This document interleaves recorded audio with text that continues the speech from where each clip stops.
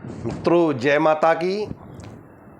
नवरात्रि के पर्व में माँ नवदुर्गा जो कि 9 रूपों में विराजमान हैं, प्रथम शैलपुत्री के रूप में, द्वितीय ब्रह्मचारिणी के रूप में, तृतीय चंद्रघंटिका के रूप में, चतुर्थ कूष्मांडा माता के रूप में, पांचवें में स्कंद माता के रूप में, षष्ठम रूप उनका कात्यायनी माता का है, सप्तमम रूप कालरात्रि मैया का है, अष्टम रूप महागौरी मैया का है और उनका जो 9वां रूप है वो सिद्धिदात्री मैया का है।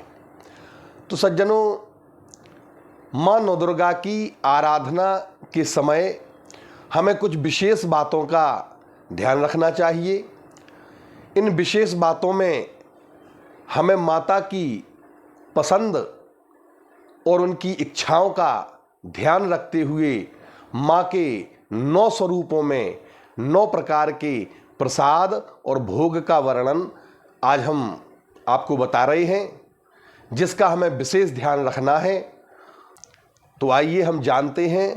प्रथम दिवस शैलपुत्री माता के पूजन में उनकी प्रसन्नता के लिए हम कैथ, जिसको कपित्थ कहते हैं, कैथा, उसका प्रसाद लगाएं फल में, और सेब का प्रसाद भी लगाएं। और माता को खीर पसंद है, इसीलिए दूध में खीर बना करके और साबूदाना डाल करके उस खीर का प्रसाद मैया को लगाएं। माता शैलपुत्री अवश्य प्रसन्न होंगी। दूसरे दिन ब्रह्मचारिणी मैया के लिए खजूर का प्रसाद लगाएं और अमरूद के फल का प्रसाद लगाएं। इसके साथ में पकवान में अगर हम बताएं तो शक्कर से बने हुए पदार्थों को, शक्कर से बनी हुई मिठाइयों को माता रानी को समर्पित करें। माता रानी को, ब्रह्मचारिणी को शक्कर से बने पदार्थ बहुत पसंद है।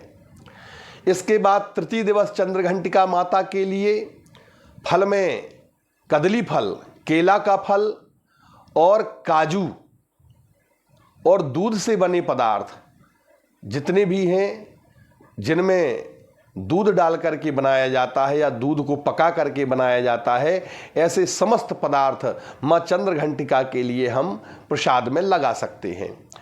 चतुर्थ दिवस कूष्मांडा माता के लिए विशेष फल है पनसा, जिसको संस्कृत में पनसा कहते हैं, हिंदी में हम कटहल कहते हैं। उस कटहल का प्रसाद लगाएं और फल में मौसमी का प्रसाद भी लगाएं। तथा माता को जो प्रिय पकवान है वो है मालपुआ। हाँ, हम मालपुआ बना करके माता को प्रसाद लगाएं। माता अवश्य हमारे ऊपर प्रसन्न होंगी। फिर है स्कंद माता का दिन। माता जो है कार्तिकेय की जननी है, इसलिए उनको स्कंद माता कहा गया है। उनकी गोद में स्कंद बैठे हुए हैं। इनके लिए आम का प्रसाद लगाएं। इस ऋतु में आम न मिले तो शरीफा, जिसको हम सीताफल भी कहते हैं, उसका प्रसाद लगाएं। और उनको नाशपाती, इसका प्रसाद भी लगाएं फल में। अब पकवान में माता रानी को मोदक और मेवा के लड्डू बना करके प्रसाद लगाएं। माता के लिए और स्कंद के लिए मेवा के लड्डू और मोदक अत्यंत प्रिय हैं। छठवें दिन माता कात्यायनी के दिवस में हम जामुन का प्रसाद लगाएं। अब जामुन नहीं मिलती है इस समय, तो हम चीकू का प्रसाद लगा सकते हैं। और फल में आंवले का प्रसाद भी हम लगाएं। आंवला हमको मिल जाएगा, चीकू मिल जाएगा, इनका प्रसाद हम फल में लगाएं। अब माता कात्यायनी को शहद से बने पदार्थ बहुत प्रिय है, शहद का प्रसाद लगाएं। और शहद से बनी मिठाइयाँ, शहद से बने पकवान, ये माता कात्यायनी को प्रिय हैं। आप शहद का प्रसाद माता को लगा सकते हैं। सप्तम दिवस माता कालरात्रि का आता है।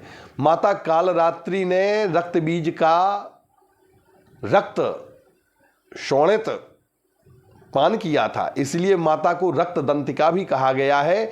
इसीलिए माता को अनार का प्रसाद आप जरूर लगाएं। फल में अनार का प्रसाद लगाएं।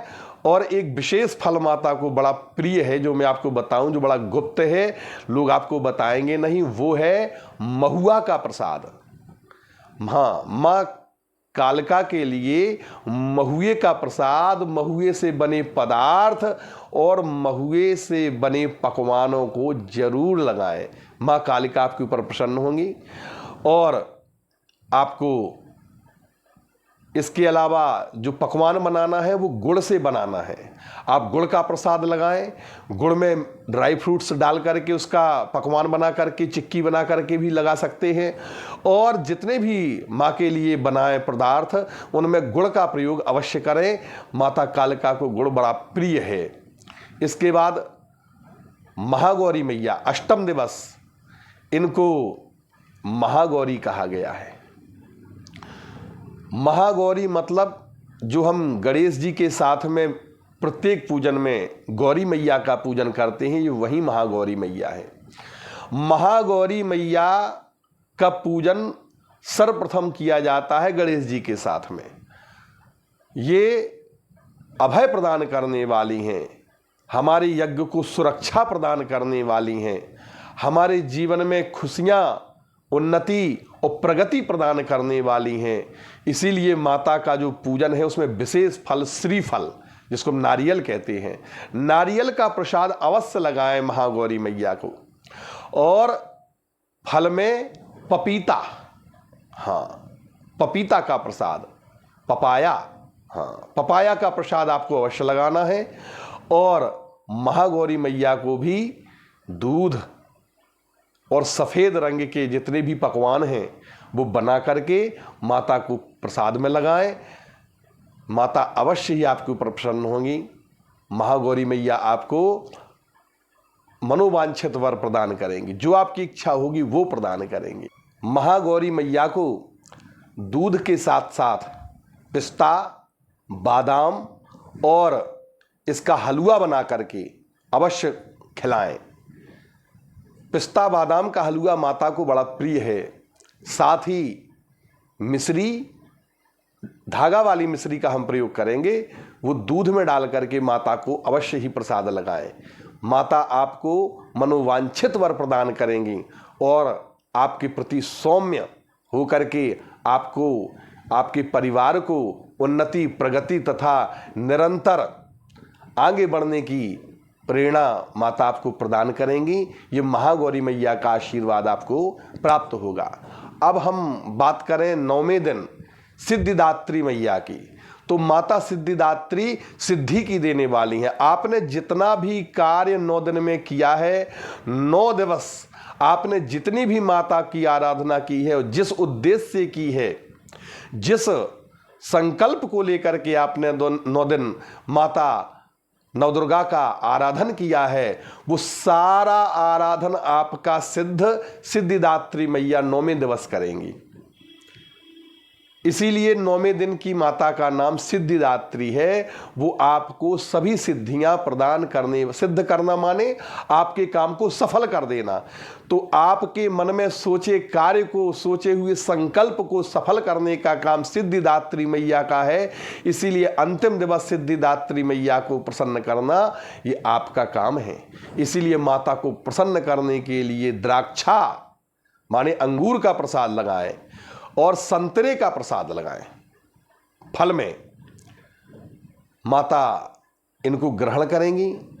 साथ में हलवा, पूड़ी और चना, ये पकवान आपको प्रसाद में मैया को लगाना है। माता आपको सभी सिद्धियां प्रदान करेंगी, मन के सोचे सभी कार्य संपन्न करेंगी।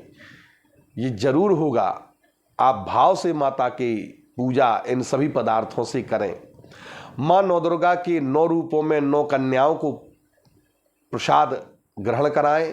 कन्या भोज में 9 कन्याएं अवश्य आप उनको प्रसाद लगाएं।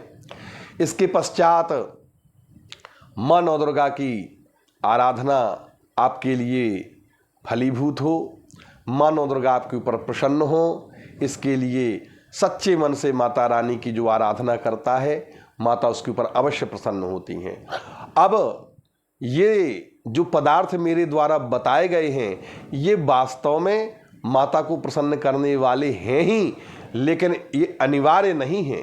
आप ये मत सोचिएगा कि बिल्कुल अगर हम ये प्रसाद नहीं लगाएंगे तो माता हमारे ऊपर प्रसन्न ही नहीं होंगी, हम कैसे माता को खुश करेंगे। क्योंकि देवा भाव में इच्छन्ति, जितने भी देवी देवता हैं ये हमारे भाव की इच्छा करते हैं, पदार्थों की इच्छा नहीं करते हैं। हम माता को भाव से पत्रम पुष्पम फलम तोयम, पत्ता भी एक चढ़ाएंगे तो माता उसको स्वीकार करेंगी। हम माता को भाव से एक फल समर्पित करेंगे तो माता हमें फलदायी होंगी। हम खुद जाकर के बगिया से पुष्प ला करके माता को कोई भी पुष्प समर्पित करेंगे, माता हमारे ऊपर प्रसन्न होंगी। हम कुछ भी अगर हमारे पास नहीं है तो हम एक लोटा जल ले जा करके माता को समर्पित करेंगे तो माता उसे भी स्वीकार करेगी। इसीलिए घर में आपस में इन पदार्थों को लेकर के कलह नहीं करना है। जो भी आपको सरल सहज तरीके से उपलब्ध हो वो पदार्थ बना करके माता को भाव से खिलाइए, वो फल ला करके माता को भाव से खिलाइए। अगर आपकी बगीचा घर में कहीं भी फल लगे हैं उन्हीं फलों को तोड़ करके माता को प्रसाद लगाइए, माता अवश्य फलदायी होंगी। और फल चढ़ाने से माता फल प्रदान करती हैं, इसीलिए माता को फल अवश्य चढ़ाएं। पकवान बना करके जो भी आप बना सकते हैं, जो भी भाव से आप माता को बना करके खिलाएंगे, माता अवश्य आपके ऊपर प्रसन्न होंगी और आपको फल प्रदान करेंगी, मनोवांछित वर प्रदान करेंगी। ये माता का आशीर्वाद आपको मिलेगा। और ओम ऐं ह्रीं क्लीं चामुंडाय विच्चे इस नवार्ण मंत्र का एक माला जरूर नित्य करिए। हो सके कवच कीलक अर्गला स्तोत्र का पाठ नित्य करिए, और यथासंभव हो सके तो दुर्गा सप्तशती का पाठ भी आप कर सकते हैं। 9 दिन में भी कर सकते हैं, प्रतिदिन एक सप्तशती का पाठ भी कर सकते हैं। और नवमी के दिन, सप्तमी से लेकर के नवमी पर्यंत किसी भी दिन आप हवन कार्यक्रम भी कर सकते हैं। हवन का एक छोटा सा वीडियो हम बना के आपको भेजेंगे, आप उसको देखें, घर में ही हवन कर लें और दशमी के दिन माता रानी का विसर्जन करें। इस तरह आप नवरात्रि को संपन्न करें, माता आपके ऊपर अवश्य प्रसन्न होंगी। अगले सत्र में पुनः मिलते हैं। जय माता की। आप हमारी वीडियो को लाइक करें, सब्सक्राइब करें और अगर फेसबुक पर देख रहे हैं तो मैं फॉलो करें। इसी तरह की रोचक जानकारियां मेरे द्वारा आपको प्रदान की जाएंगी। जय माता की। पुनः मिलते हैं। स्वस्थ रहें, माता आपका मंगल करें। जय मैया।